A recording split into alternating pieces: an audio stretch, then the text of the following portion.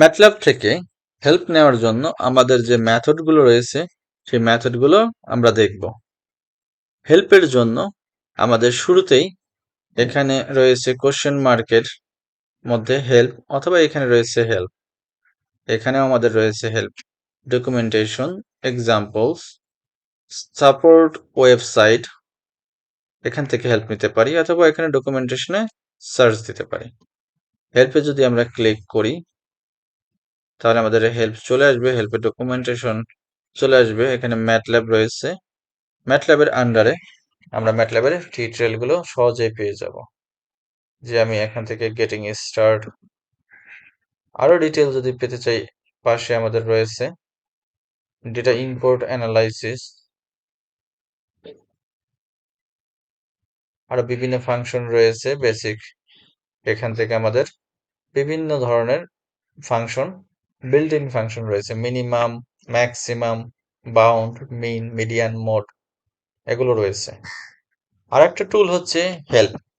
যে কমান্ডগুলো সম্পর্কে আমরা জানতে চাই, জাস্ট আমরা হেল্প লিখে সেই কমান্ডের নামটা লিখে এন্টার প্রেস করব। সাপোজ আমাদের কমান্ড হতে পারে যে সবচেয়ে বেসিক যে কমান্ডগুলো এ পর্যন্ত ব্যবহার করেছি তার মধ্যে সিএলসি এই কমান্ডটা সম্পর্কেই জানতে চাই। হেল্পে ক্লিক করলে এখানে আসছে সিএলসি ক্লিয়ার কমান্ড উইন্ডো, সে কমান্ড উইন্ডোকে ক্লিয়ার করে। CLC clear the command window and homes the cursor.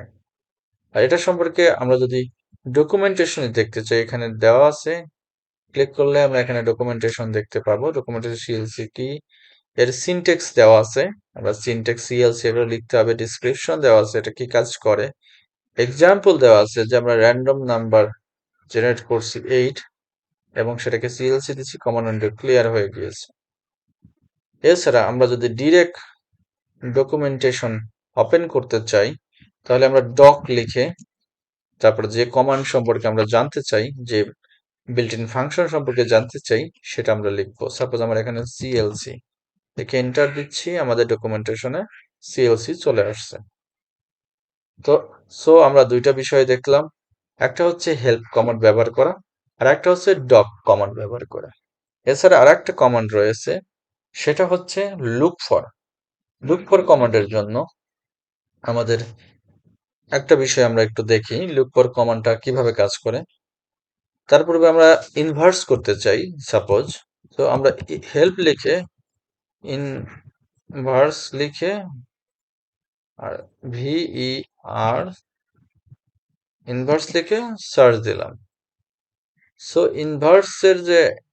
Inverse দিয়ে আমাদের ডিরেক্ট কোনো ফাংশন আমরা পাচ্ছি না, ইনভার্স দিয়ে আমাদের ডিরেক্ট কোনো ফাংশন আমাদের নাই, কিন্তু ইনভার্সের কাছাকাছি কিছু বিষয় রয়েছে। বাট ইনভার্স করতে চাই আমি, এরকম কিছু আমাদের ফাংশনের প্রয়োজন, তখন আমরা লুক ফর ব্যবহার করব।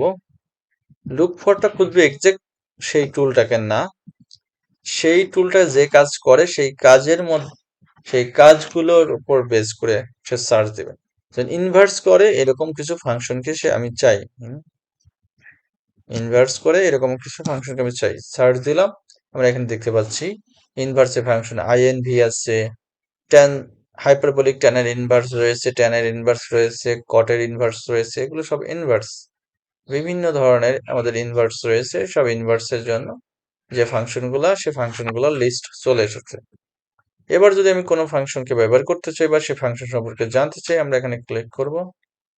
তাহলে কজ, এটা হচ্ছে ইনভার্স, কোসাইনের ইনভার্স।